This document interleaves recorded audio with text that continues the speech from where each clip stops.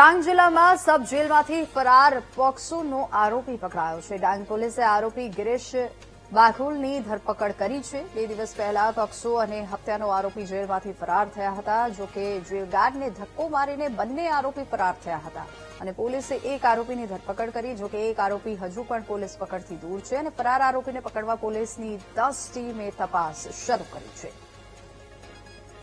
4 તારીખે મોડી રાત્રે આવા સબ જેલથી 2 આરોપીઓ જેલ ગાર્ડ્સને ધક્કા મારીને જતા રહ્યા। એમાં એક આરોપી ગિરીશભાઈ બાબુલ જે પોક્સોના આરોપી હતા અને બીજો આરોપી છે વિજયભાઈ ધૂમ કરીને જે 302 એટલે મર્ડરનો આરોપી છે। આ બંને આરોપીઓને શોધવા માટે આપણી ડાંગ જિલ્લા પોલીસ દ્વારા 10 ટીમો બનાવવામાં આવી હતી અને આ 10 ટીમો અલગ અલગ એરિયામાં જઈને તપાસ કરતી હતી અને અમુક ટીમો ફોરેસ્ટ કોમ્બિંગ પણ કરતી હતી। સાથે સાથે હ્યુમન અને ટેકનિકલ સોર્સથી પણ એમને શોધવા માટે પ્રયત્નો ચાલુ હતા। એમાં કાલે સાંજે એક આરોપી ગિરીશભાઈ બાબુલને પકડવા માટે સફળતા મળી ગઈ છે અને એક આરોપી વિજયભાઈ ધૂમ અત્યારે પણ એમને પકડવા માટે પ્રયત્નો ચાલુ છે।